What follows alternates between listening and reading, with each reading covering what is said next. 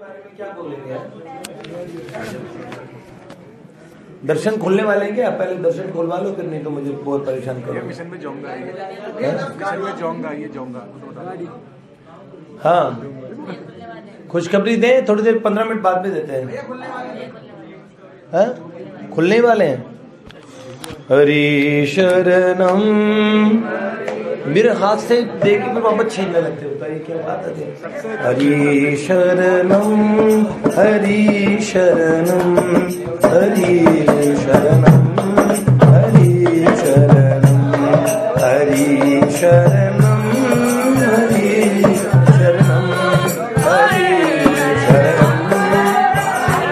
शरणम।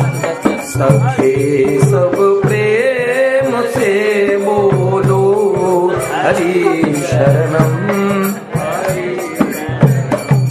तुम ही गुरुदेव पितु माता, तुम ही भक्तों के सुखदाता। तुम ही गुरुदेव पितु माता, तुम ही भक्तों के सुखदाता। तुम ही भक्तों के सुखदाता। तुम्ही हो विश्व भरतारा। हरे शरणम, हरे शरणम। तुम्ही हो विश्व भरतारा। हरे भरे दरबार में जब द्रौपदी की लाज जाती थी। भरे दरबार में जब द्रौपदी की लाज जाती थी, तो क्या किया?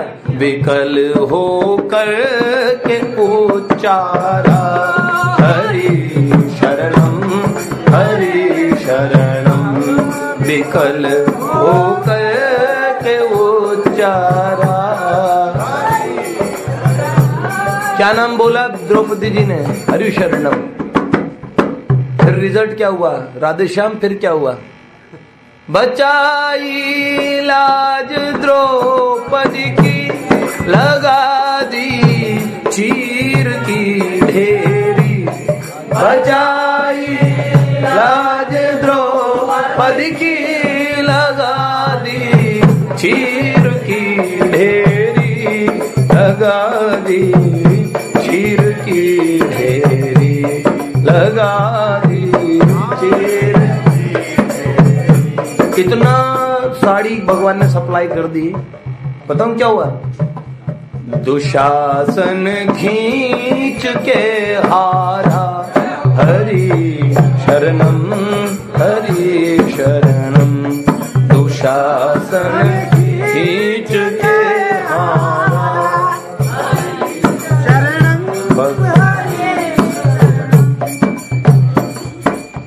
श्री ब्रज बिहारी लाल की जय। देखो ब्रज बिहारी, हम कहाँ चल रहे थे? सुदर्शन जी का जीवन चरित्र हम लोग सुन रहे थे। उस चरित्र के अंदर में बीच में अभी 2-3 दिन अलग अलग टॉपिक्स चले। परसों का टॉपिक क्या था बताओ? तुम्हें याद है?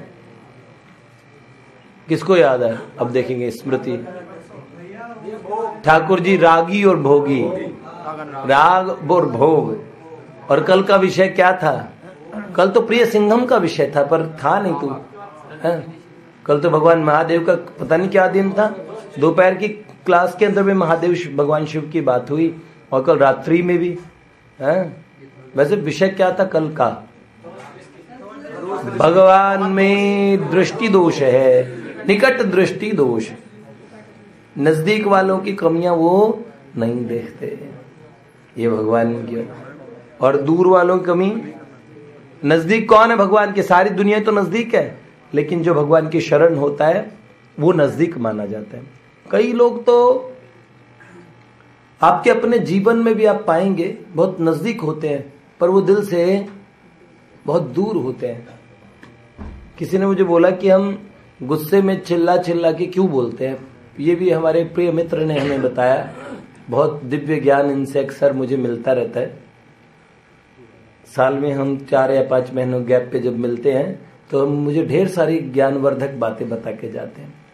उसमें एक सूत्र इन्होंने बताया कि ग्रहों में क्रोध आता है। प्रिय मित्र से मेरे कहने का मतलब नरसिंह प्रभु, हाँ, तो इन्होंने कहा कि जब क्रोध आता है बाबा हनुमान जी, पूज्य महाराज जी, क्रोध आता है तो फिर हम चिल्लाते क्यों हैं? क्योंकि क्रोध में दिल की दूरियां बढ़ जाती है, फिर हम चिल्लाते हैं, बोलते नहीं अबे सुन नहीं रहा तू, अबे तू पास में ही था, सुन तो रहा है, कान थोड़ी खराब है, फिर भी चिल्लाते क्यों हम लोग? क्योंकि दिल की दूरी, और जब दूरी होती तो हम कैसे चिल्ला के बोलते हो भाई आशीष, ऐसा वर्ड लगाते ही नहीं लगाते हैं, वो आशीष सुन रहा है कि नहीं सुन रहा है ना। अब यहाँ पे भाई राघव बोलने की जरूरत ऐसे नहीं, हाँ? लेकिन देखो ये बात है, तो भगवान तो बहुत नजदीक हैं,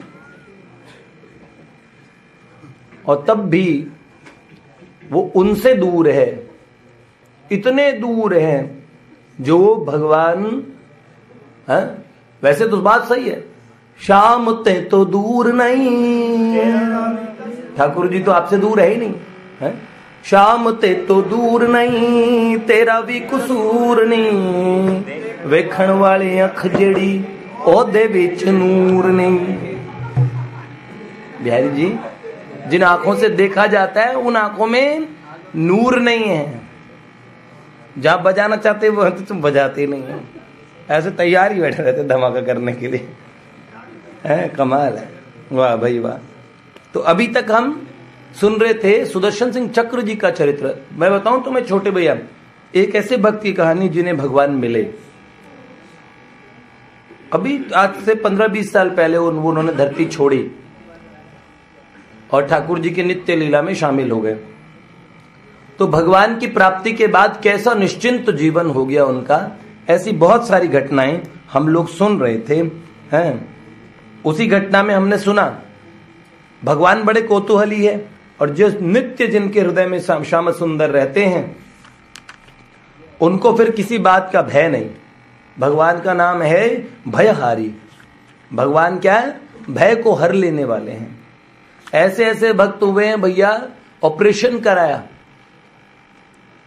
मेरे ध्यान में नहीं आ रहा वो कौन से संत थे, ऑपरेशन कराया तो डॉक्टर ने बोला एनेस्थीसिया से इनको बेहोश करना पड़ेगा। उन्होंने बोला रीढ़ की हड्डी का ऑपरेशन था। उन्होंने बोला बेहोश किस लिए? तो बोला ऑपरेशन करना है ना आपका। तो उन्होंने बोला बिना बेहोश किए करिए ना। बोले जानते हैं आपकी बैकबोन का ऑपरेशन है, दर्द के मारे प्राण निकल जाते हैं, ऐसा कैसे? तो ऐसा थोड़ी होता है। तो उन्होंने बोला नहीं, बिना बेहोश किए, बिना सुन्न किए आप कीजिए। तो उन्होंने बोला क्या आप मेरे को भगवत गीता ला देना, मैं उसके श्लोकों को पढ़ता रहूंगा और आप मेरा ऑपरेशन कर देना। उन संत ने ऑपरेशन करा लिया। हमारे बाबा की हंसली की हड्डी टूट गई थी और उन्होंने प्लास्टर नहीं बांधने दिया। क्या सफेद सन्यासी को सफेद वस्तु अलाउड नहीं ना? डॉक्टर साहब ने कहा हड्डी चटक के बाहर निकल रही है, यहाँ की हड्डी टूटे तो दर्द कितना होता है, उसके बाद में पेन किलर कुछ तो खाने चाहिए। बाबा कहते नहीं डॉक्टर हम दवाई क्यों लेंगे, हमारे नियम, हम दवाई नहीं लेते। अच्छा फिर क्या करोगे? अच्छा औषधि नहीं लोगे, पेन किलर का इंजेक्शन लगा दे, नहीं वो हम नहीं ले सकते, उसमें भी औषधि होती है। फिर क्या करें? फिर आपके प्लास्टर तो बांधना पड़े, नहीं सफेद। तो उन्होंने बोला अच्छा भगवा रंग का कपड़ा लपेट दें, आप साधु सन्यासी हैं तो आपको भगवा कपड़ा, सैफरन कपड़ा लपेट देते हैं। तो बाबा ने कहा हाँ पर 3 बार हम कुएं पे नहाने जाते तब हमें खोलना पड़ेगा। अब उसकी हंसली की हड्डी जुड़ेगी और बूढ़ा आदमी, एकदम बूढ़े वृद्ध। तो डॉक्टर ने लिखा कि इतना आदमी कोई तटस्थ शरीर से हो सकता है, हमें समझ नहीं आती, ऐसी बात भी होती है संसार में। बहुत विशाल सृष्टि है, उसमें इन बातों का देखा जाए हमारे लिए बड़ी हैसियत है, वरना भगवदीय सृष्टि के संतों के लिए तो ये कोई बड़ी बात नहीं है। अभी ओबामा जी ने बोला था ना सरनेटा, बड़े बड़े देश में छोटी छोटी बातें होती ही रहती है। तो तुम भी समझ लो सरनेटा, सैनरेटा है सरनेटा है। वैसे सेरेनिटी का मतलब होता है एक अकेलापन, मतलब जहाँ शांत का तन्हाई जैसा माहौल हो, से दैट इज लोनलीनेस। वाह वाह प्रभु जी, एक ऑप्शन दिया। वैसे एग्जैक्ट मीनिंग क्या है वो इसके इर्द गिर्द ही है जो मैं बोल रहा हूँ, शब्द नहीं मिल पा रहा है मुझे। तो सेनोरिटा, तो ये भगवान, हम लोगों को लगता है ये बातें बहुत बड़ी है। शेर शेरनी की मांद में रुके और शेर को पास से देखा, ऐसे कई मौके पड़े। एक बार हमने बताया ना, शेर के साथ पूरी रात बिताई इन्होंने, और रामवन में सुदर्शन जी एक दो साथियों को लेकर पहाड़ पे चले जाते थे, चित्रकूट के पास की बात है, और दोपहर का भोजन पहाड़ पे ही बनाते, पहाड़ के ऊपर चढ़ के। वहां पे एक झरना था एकदम घने जंगल में, 2-3 साथी ले लिए और दोपहर तक वहीं लेट आराम से रेस्ट करते, घूमते इधर उधर। उनको ये बड़े घुमक्कड़ प्रवृत्ति के थे, कभी पैसा आना जा अपने पास रखना नहीं, हिसाब नहीं, धन का कोई, जो लिखते कमाते उससे जो कमाई होती वो सारी उड़ा देते, किसी को देते, किसी को एक, और मतलब एकदम फक्कड़ जीवन जीना। कहीं निकल गए, पास में पैसा नहीं आ रहे, हमारे कन्हैया के पास में, कन्हैया को जो छोटा भैया मानता हो तो कन्हैया उसकी नहीं सुनेंगे। कन्हैया की तो खास बात है भैया। एक बार बारिश के मौसम में, और इनके मन में आया चलो चले साथ में, और साथ वाले एक सज्जन जी ने भोजन बनाना था, उन्हें कहा अरे मैं सब सामान ले आया किंतु आलू लाना भूल गया। दाल वहां बनाएंगे नहीं, ये बात पहले से तय थी। तो अब आलू की सब्जी भी नहीं बन पाएगी, मैं आलू लाना भूल गया। सुदर्शन जी ने बोला देखो भैया, पत्ते वत्ते बटोरना ये सब काम मैं कर लूंगा, मुझे बनाना इसमें मेरे को मत डालना। ठीक है, उन्होंने कहा ठीक है। वहां पे उन्होंने कहा चलो झरने के पास जाके और कोई साग ढूंढेंगे।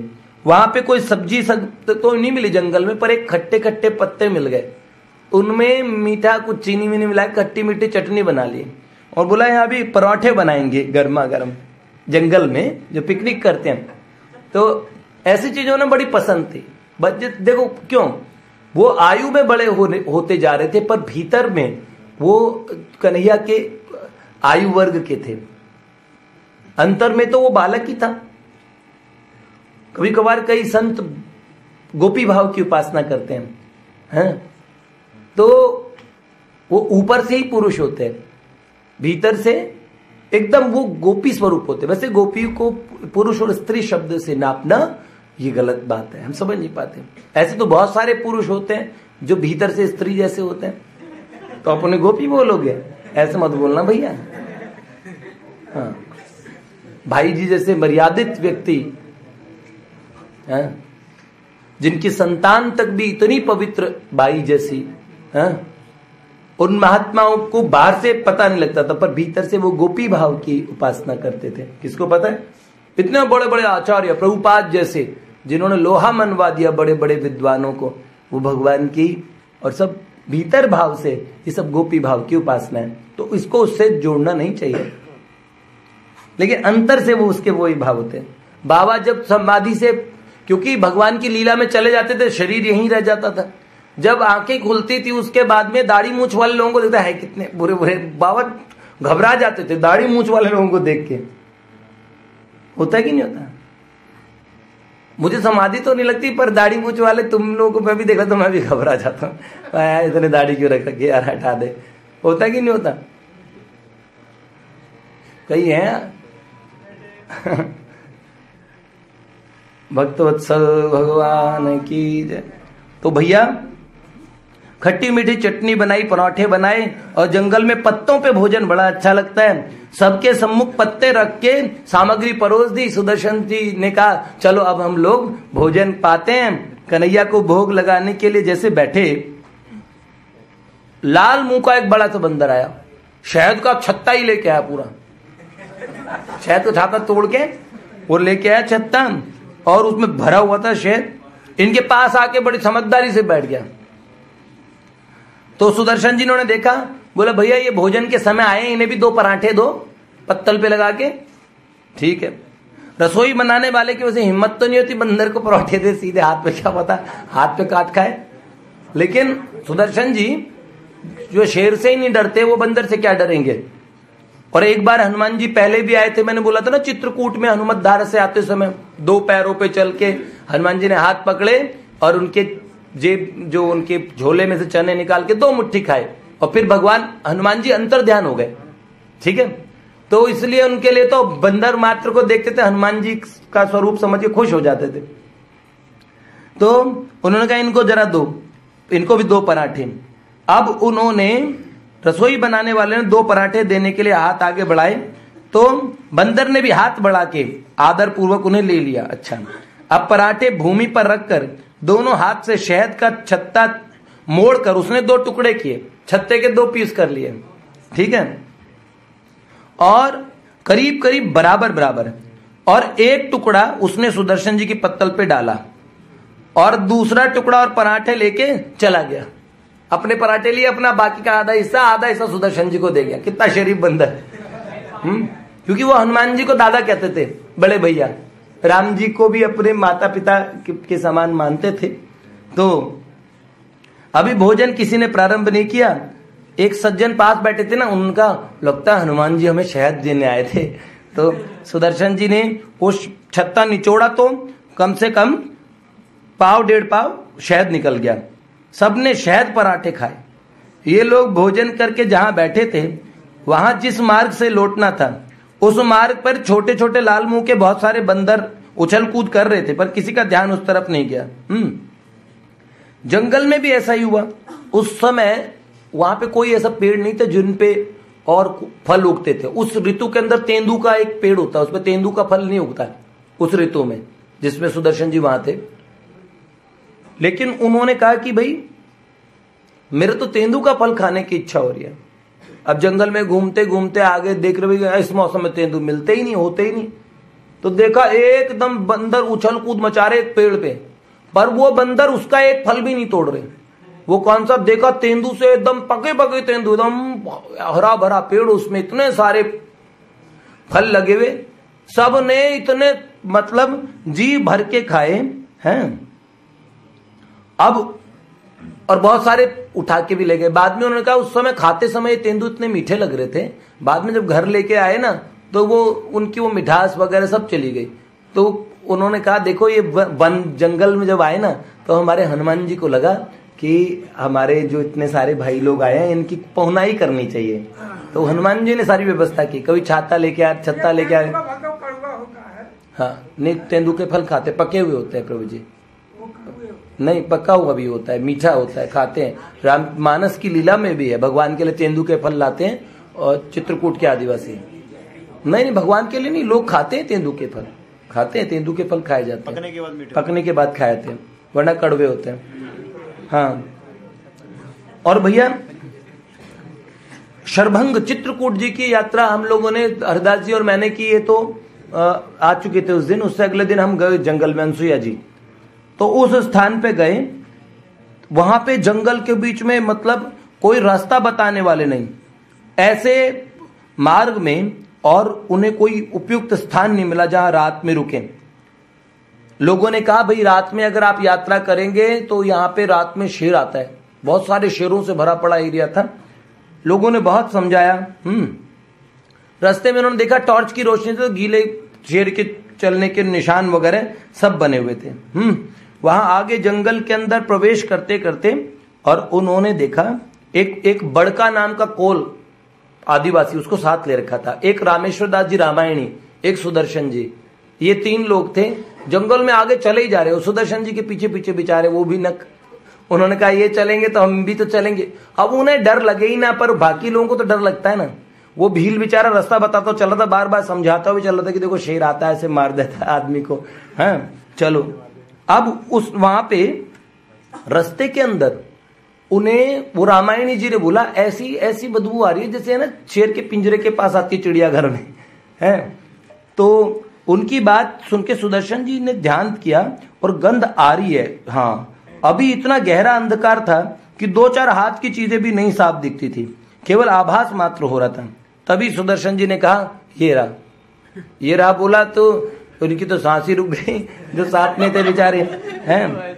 और सुदर्शन जी के पैर के पास में, इन सब के पैर के पास में वो जो जंगल के राजा हैं वो एकदम पसर के लेटे हुए थे, हाथ से, हैं। उन्होंने दिखाया नाले में कोई बड़ा सा वृक्ष था, उसे पहचानना मुश्किल था। उस वृक्ष की जड़ से सटा हुआ चीता लेटा था, और जैसे गाय पैर फैला के लेटती है वैसे ही, और सबसे फुर्तीला होता चीता। हाँ, गर्दन उठा के इनकी तरफ देखता रहा, निर्णय कर रहा हो, जैसे एक पहचान कर रहा हो कि दोस्त है कि शत्रु है कि मित्र है। उसके नेत्र अंधेरे में बिल्ली की जैसे एकदम साफ साफ चमक रहे थे। वो ये जान पहचान करना चाहता था कि ये दो पैर वाले जंतु सामने आए हैं, शत्रु है कि मित्र है कि उदासीन है, या तो दोस्त है या उदासीन है, इनको हमसे कोई मतलब नहीं। किसका एफएम पकड़ रहा है भैया? ऐसा कैसे हो रहा है? माधव, एफएम भी सुनना चाहते हो तुम? एक साथ दो सर्विस तो नहीं मिलेगी। हाँ। तो भैया, हाँ, अब सुदर्शन जी ने जैसे हाथ का इशारा किया कि ये देखो ये लेटा है, उस समय वो उनका हाथ पकड़ सकता था। उसने कान खड़े किए और उसके इतने समीप लोग खड़े थे, लेकिन उसने कहा हाथ मिलाना शायद उसकी इच्छा नहीं थी, तो देखता रहा।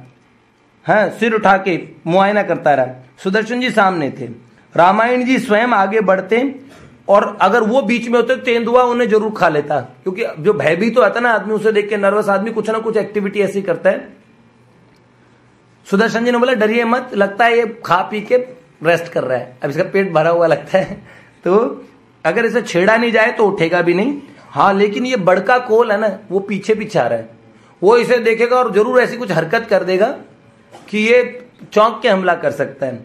अच्छा, तो चलिए मैं यहाँ खड़े रहता हूँ, आप लोग धीरे धीरे निकलिए। उसको भी आने को मैं आएगा तो मैं उसे कहूंगा इधर से ना निकले, थोड़ा क्योंकि पहाड़ का उबड़ खाबड़ रास्ता था, तो उन्होंने बोला थोड़ा ऊंचे चट्टानों पे से होकर निकल ले, पर इसको क्रॉस करके ना जाए। हैं, सुदर्शन जी का दिमाग तेजी से दौड़ने लगा, खुद उसके पास ही खड़े रहे, और उन्होंने देखा तब सामने आने पे लग रहा बड़का आ रहा है। उस भील का नाम था बड़का बोलते थे उसे। तो उसने बोला बड़का इधर से मत आ, थोड़ा ऊपर से नाले को पार कर, ऊपर से पार कर। तो बोला, उसने कहा बाबूजी रास्ता ये ठीक है। उसने भी चिल्ला के कहा, उन्होंने बोला नालायक, कह रहा हूं ना तुझे इधर से मत आ। उन्होंने डांट दिया उसको। बेचारा कोल सोचा पता नहीं कि इनका मूड क्यों खराब हो गया, ऊपर से निकल गया। उसे देख के सुदर्शन जी आगे बढ़े। रामायण जी बिल्कुल चुप थे। 2-4 हाथ चल के आगे साथ चलने लगे। 10 गज आगे बढ़े तो उन्होंने कहा, बहस कर रहा था, देखता है वहां कौन लेटा था। देखते ही बड़का के सिर की गठरी खिसक पड़ी, उसकी पगड़ी भी खुल गई। उसे सहारा दे के ठीक किया, अरे ठीक है। पीछे देखा 10 गज दूरी पे वो तेंदुआ बैठा है, चीता, जंगल का सबसे खतरनाक शिकारी। उनको तो पता होता, जंगली लोग अभ्यास है उनका, ये छोड़ते नहीं किसी को ये जंतु। तो तेंदुआ अभी तक गर्दन घुमा के उनको एकटक देखे जा रहा था जाते हुए। अब उन्होंने रात भर जंगल में चले। अरुणोदय, सुबह का सूरज जंगल में उग रहा है, तो जंगल का वो दृश्य इतना खूबसूरत लग रहा है। सूर्य नारायण लाल रंग का, सुबह लाल रंग के सूर्य भगवान होते हैं, तो लाल रंग का अरुणोदय के समय लाल बिंब उदित हुआ। इसी समय बड़का कान में आके फुसफुसाने लगा, देखो बाबूजी, करोचा कौन सा जानवर होता है? वो होता है काला चीता। जंगल में काला चीता होता, बिल्ले, जिसे बघीरा कहते हो मोगली में। तुम मोगली देखते हो ना? प्यूमा कहते हो प्यार से। Panther is I think little bit different from Puma. Panther is वो जिसके अंदर स्पॉट्स होते हैं, दैट इज लियोपार्ड है तेंदुआ, लियोपार्ड। पैंथर इज चीता एंड टाइगर इज बाघ एंड लॉयन इज शेर। देखिए सही बता दिया ना मैंने। हाँ, तो उन्होंने कहा ये करोंछा है। उन्होंने देखा दाहिनी ओर करीब 18-20 गज, केवल 18-20 गज का फर्क होगा, खुले में एक सुंदर सुपुष्ट काला चीता, इतना विशाल, इनकी ओर पीठ करके सूर्य की ओर देख रहा था, मानो सूर्य भगवान की सुबह तो पूजा कर रहा हो, पूरा अंगड़ाई लेके। काली बिल्ली जैसा काला चमकता शरीर। अब वो बड़का बेचारा कहां पर है, इधर ये बड़े बड़े देखो कितना सुंदर है, देखो कितना अच्छा लग रहा है। सुदर्शन जी खड़े होके देखने लगे, सूर्योदय के प्रकाश में इतना भव्य दृश्य, अरे बावले कहां दोबारा देखने को मिलेगा, इसको देखे जरा ढंग से। हैं, उसने कहा जल्दी चलिए साहब, ये वन का सबसे धूर्त प्राणी है, सबसे कपटी होता है ये, हैं, और वनवासी जाति का था, वो जानवरों के बारे में बहुत अच्छी तरह जानता था। सुदर्शन जी जैसे तैसे आगे बढ़े। और चीता चुपचाप सूर्योपासना में लीन रहा। उसको उनसे बात, उनके साथ देखने की भी, और ऐसा नहीं जैसे वो उनकी उपस्थिति से अनजान सा खड़ा था, ऐसा ना हो कि उसको तो सुगंध से पता लग जाता है, ऐसा नहीं है। पर कौन था जिसने उस चीते को शांत कर रखा था? कौन था जो जंगल में उस तेंदुए को भी, उस चीते को शांत रखता है? वो इनकी उपेक्षा क्यों करते रहे ये जानवर लोग? इसकी बात केवल विश्व नियंता भगवान जानते हैं। गरल सुधा रिपु कर ही मिताई, गोपद सिंधु अनल शीतलाई। भगवान क्या करते हैं? विष को गरल सुधा और रिपु कर ही मिताई, जो भयानक शत्रु भी हो, है ये सही बात है। भयानक आग में फंस गए हो, ऐसा हो सकता है आग जलाती नहीं, भगवान के भक्त को ये भी होता है। अब इसमें एक बात है, अगर कोई भक्त कभी जल के मर जाए तो घबरा मत जाना, होए होए इसका मतलब इनमें कोई कमी थी, इन्हें आग ने जला दिया, ऐसी बात नहीं है।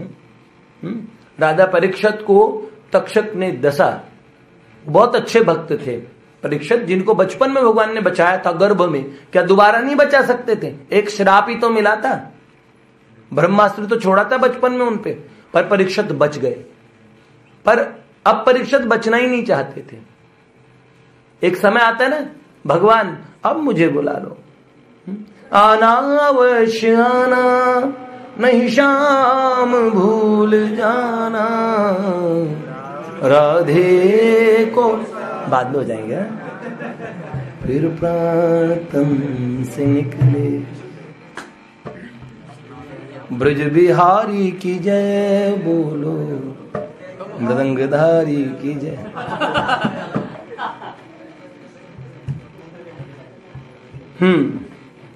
अभी कुछ ही फलांग आगे बढ़े, क्योंकि वो जंगल ही ऐसा था, जिस जंगल में वो क्रॉस कर रहे वहां पे आम इंसान जाते ही नहीं थे। एक बेर की जड़ से सटी हुई कोई काली काली छोटी सी चीज हिली है, वो इनकी दाहिनी ओर 14-15 गज दूर होगी।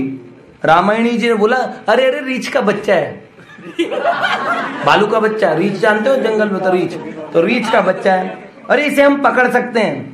तो सुदर्शन जी कहने, आपको मदारी तो नहीं बनना है ना? तो बेचारा डर के वृक्ष के चिपक के खड़ा हो गया। वो बच्चा था इसलिए वो डर गया। अच्छा, इतना छोटा बच्चा अकेले नहीं हो सकता, वो रीछ नहीं है ना, इसकी मैया कहीं पास में ही होगी। सुदर्शन जी ने बोला, अगर ये चीख गया ना तो ये क्रोध में भरी दौड़ पड़ेगी, ठीक है। और आप जानते नहीं, ये बच्चा अब तक मिलने वालों में सबसे भयानक है, सबसे भयानक होते रीछ। शीघ्र चलिए, जंगली रीछ साधु और गृहस्थ का भेद नहीं समझते, सीधे सीधे चीर देते हैं भाई साहब, वहां से आगे बढ़े। पंडित जी को, उनको जो कथा सुनाते थे उनको डरा दिया। धीरे धीरे वन की सघनता कम होती गई है। तभी उस समय का सबसे भव्य दृश्य सामने आया। एक अकेला हिरन बाईं ओर से चौकड़ी भरते हुए आया, मार्ग पर ठीक सामने आके रुका और ऊपर उछला। हिरन तेज से दौड़ा हुआ एकदम हवा में ऊपर उछला। ऐसे सीधे ऊपर उछलते मृग को पहली बार देखा था। भूमि पर पैर रखते हुए घुमा और चौकड़ी भरते हुए जिधर से आया उधर चला गया।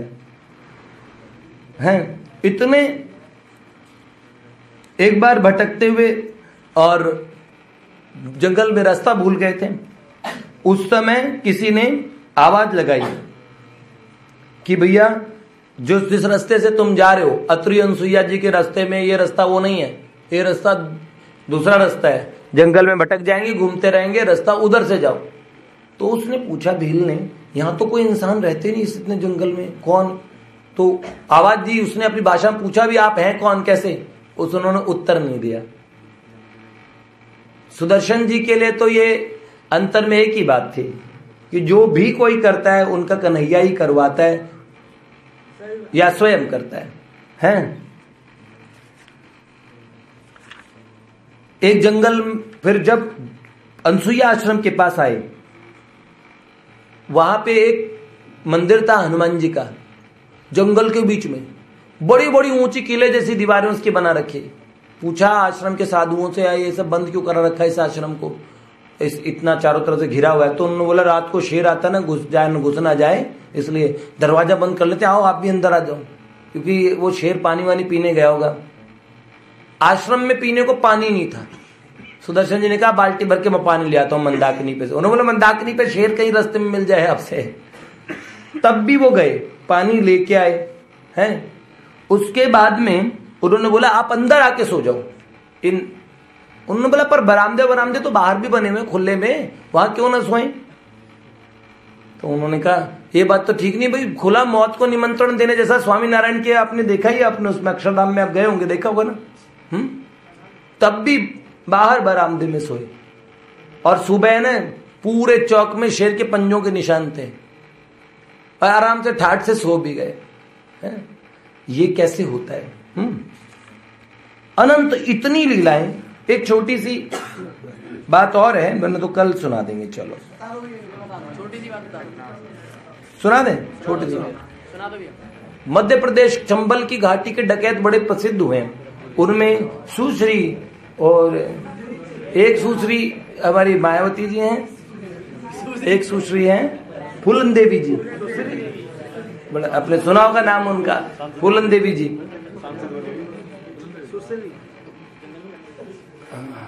इस आधुनिक युग में कुछ देवियों ने नाम बहुत कमाया, उनमें फूलन देवी जी का भी नाम बहुत था। तो वो चंबल घाटी के सबसे उसी के समय एक बहुत फेमस डाकू है मोहर सिंह।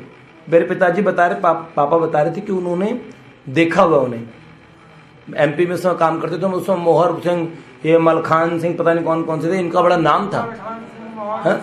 तो मोहर सिंह जो डाकू था, और पिताजी कह रहे उसकी हाइट लगो, कह रहे 6.25-7 फीट के आसपास की हाइट थी उसकी, और बहुत हट्टा कट्टा तगड़ा। और है ना, कभी कोई आदमी कोई गरीब आके कह देता था ना कि भाई मेरे को कोई अमुक अमुक दबंग लोग परेशान कर ऐसे, तो मोहर सिंह वैसे उनकी मदद भी किया करता था। तो पिताजी कह रहे थे एक जगह वो कहीं आया करता था, उसी बिल्डिंग में पापा अपने बिजनेस के काम से आए थे, किसी से बात कर रहे थे। उस समय देखा इतने सारे, वो खुले आके बोलता था पुलिस को इतने बजे मैं शहर में आ रहा हूं, और अगर कुछ पुलिस ने किया तो जो भी जिम्मेदारी होगी वो प्रशासन की होगी। मतलब कितनी गोलियां चले, कितने लोग मरेंगे, मासूम मर जाए, तो उनके लोग बंदूकें लेके पहुंचे थे। तो पिताजी उसी बिल्डिंग में थे, और जब वो ऊपर जा रहा था पिताजी ने जाते हुए, पिताजी ने ये कौन है ऐसा इतना, तो उन्होंने जानते नहीं ये डाकू मोहर सिंह है।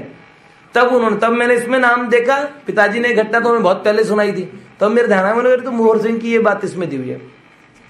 1947 की बात थी। पिताजी ने तो देखा होगा उनको काफी, फिर तो उसके बाद उन्होंने सरेंडर किया। पिताजी ने उनको 1975 में देखा होगा। 1947 के आसपास की बात है, और इनको चित्रकूट से इलाहाबाद की ट्रेन में बैठना था। तो चित्रकूट के बीच में जो जंगल, जहां पे स्टेशन के बीच में जब वो जा रहे थे, और बस पकड़ी सुदर्शन जी ने, और उनका एक नियम था उस समय, वो खाली 11 से 12 के बीच में भोजन करते थे। अगर 11 से 12 के बीच में उनको भोजन नहीं मिला तो वो 24 घंटे भूखे रहते थे। ये नियम ले रखा था। डाकुओं का एमपी में बड़ा आतंक था उस समय, आए दिन बसें लूटती थी। सतना से रामबन होते हुए इलाहाबाद जाने वाली बस जैसे ही सुनसान स्थान पे पहुंची, रास्ते में पेड़ वेड़ कटे थे, देखा थोड़ी देर में दाएं दाएं गोलियां चलने लगी, घोड़े पे डकैत वकैत आ गए, सबने ड्राइवर को तो डरा दिया। फिर आवाज आई एकदम दहाड़ते हुए, मोहर सिंह ने बोला कि सब लोग बस से निकल जाओ, अपना अपना सामान छोड़ दो बस में ही, सामान लिए बिना। अब जैसे ही सुदर्शन सिंह चक्र जी, उनके बैग में कुछ सामान नहीं, कोई पैसे ही नहीं उनके पास तो उनके कन्हैया का चित्र था, एक माला थी, भागवत जी की एक छोटी सी पोथी, अपना बस्ता लेके उतरने लगे ठाट। वो भी पूरे, उनकी तो साधुशाही थी। अब दिखने में बाल बाल बड़े बड़े से रहते तो लगा था कोई फक्कड़ साधु ही है। अब उतरने लगे नीचे, तो उसने कहा, एक कड़ी आवाज में डाकुओं में से एक ने बोला, बैग वहीं छोड़ के उतरो अन्यथा गोली चल जाएगी। इतना कड़ा स्वभाव, उतना उन्हें कोई बोले कड़ी बोली में, तो ठाकुर सुदर्शन सिंह ठाकुर थे जाति के, और एक उनके सर पे कन्हैया का हाथ था, तो वापस अकड़ के बोले, मैं निश्चिंत बैठा हूं, पहले गोली मार दो फिर बैग को ले लेना है। ऐसा जैसे ही सुना तो उनका सरदार जो मोहर सिंह है, डाकुओं के सरदार का ध्यान गया, ऐसा कौन सा बंदा है जो गोली खाने को तैयार है? और वापस उतनी कड़ी आवाज में बोला, जितनी तेज डकैत बोला उतनी तेज आवाज में इन्होंने बोला है। तो सुदर्शन जी के वेश को देखकर उसे लगा ये कोई साधु हो सकते हैं। उसने विनम्रता से नाराज होने के कारण पूछा और कहा, तो सुदर्शन जी ने सहज स्वर में बताया, देखो तुम्हारा साथी मुझे बैग छोड़ के उतरने को कह रहा है। इस बैग में मेरे ठाकुर जी हैं, मेरे पूजा के ग्रंथ हैं, इसे तो कोई तभी छू सकता है जब मेरा शरीर न रहे, अतः मैंने कह दिया चला दे गोली। उसकी बात से डाकू सन्न रह गए। केवल एक तस्वीर और किताब के लिए कोई प्राण देगा न? ये अनहोनी बात है। शायद ये कोई भगवत भक्त साधु के अलावा ये कोई चीज कोई अन्य नहीं कर सकता। यह सोचकर डाकुओं के सरदार मोहर सिंह ने विनय पूर्वक कहा, आपसे कोई कुछ नहीं कहेगा, आप बैग के साथ बैठे रहिए, बस में बैठे रहिए आराम से, आपको नीचे उतरने की भी जरूरत नहीं है। तब स्वेच्छा से बैग लेके नीचे उतर गए। लो भाई चलो, आज का तो भोजन हो गया, कल की बात सर्वेश्वर जाने, आज तो भोजन गया, आज का भोजन तो गया और कल की ठाकुर जी जाने। डाकू के सरदार ने देखा कि भोजन क्यों जी, भोजन क्यों नहीं करेंगे? उनके बाकी साथी आराम से सामान लूट रहे थे, वो और सरदार बात कर रहे।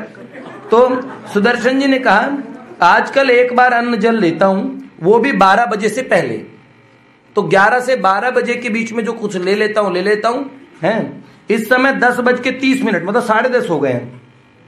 शहर पहुंचने में 45 मिनट लगेंगे और यहां तुम्हें लूटने में भी थोड़ा टाइम लगेगा ही। यदि 12 बज गए तो भोजन भी नहीं करूंगा, आज का भोजन रहने दूंगा फिर। तो सहम के डाकुओं के सरदार ने कहा, इस 100 रुपये रख लो आप, और भोजन के लिए जो आप ले लेना चाह पे खा। तो सुदर्शन जी ने एकदम झिड़क दिया, कहा ये छूने के भी काबिल है क्या है तुम्हारा पैसा है? इससे भोजन तो दूर की बात है।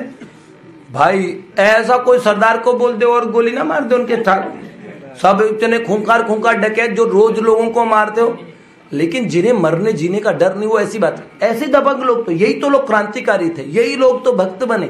भक्त बनने का मतलब वैसे मिमियाते रहना, ये सब चीज नहीं, भगवान ने बड़ा अलग बनाया भक्तों को।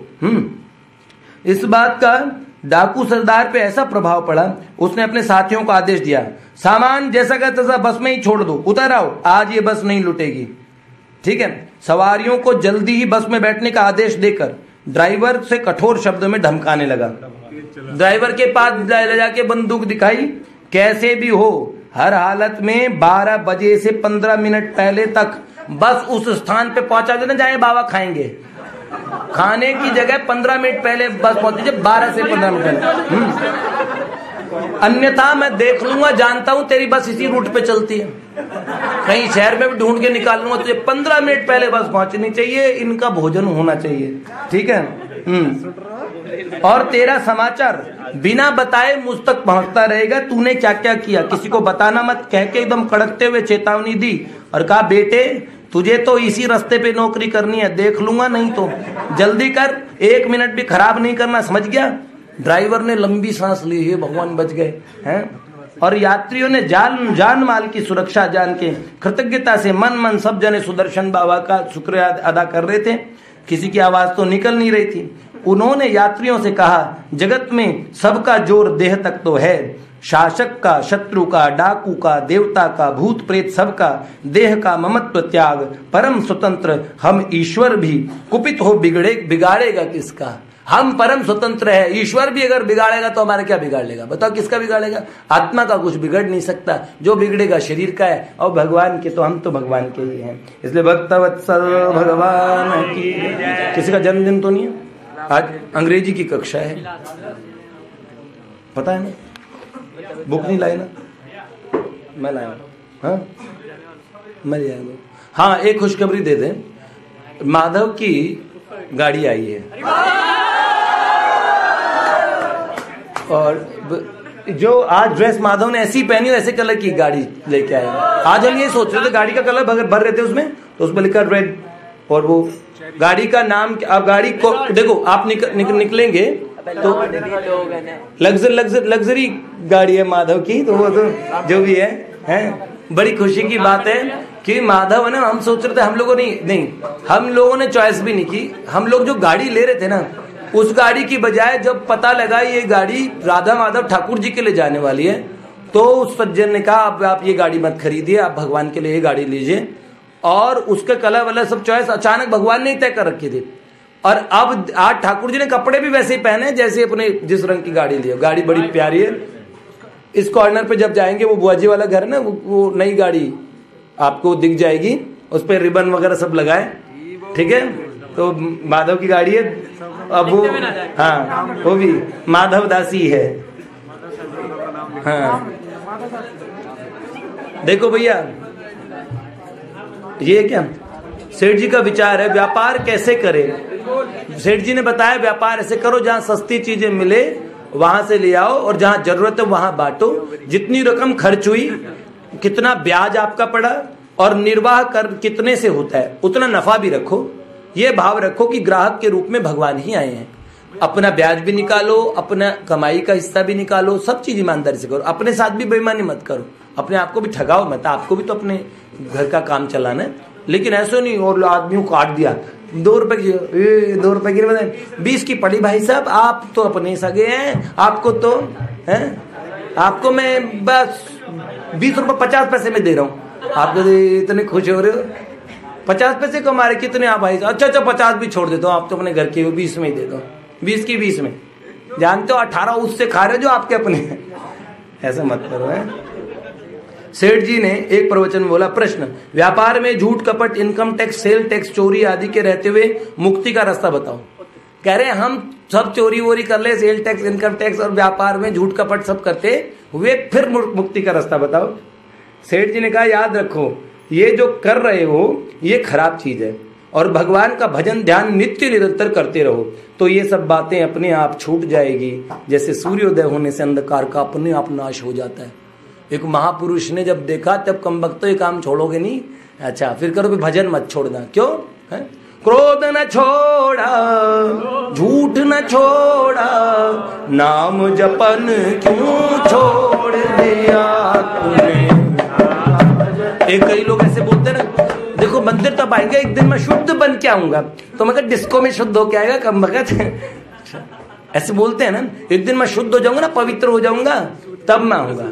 जैसे बताते ना, मैं तैरना सीख जाऊंगा तब पानी में उतरूंगा, मेरी कसम खाता हूँ अम्मी की। अरे अम्मू की खा लो क्या, अब्बू की खा लो, किसी की भी खा लो, कहाँ तैरोगे? रोड पे फिसल फिसल के तो सीखेंगे नहीं, तैरना कहाँ सीखा जाता है बताओ? हाँ पानी में।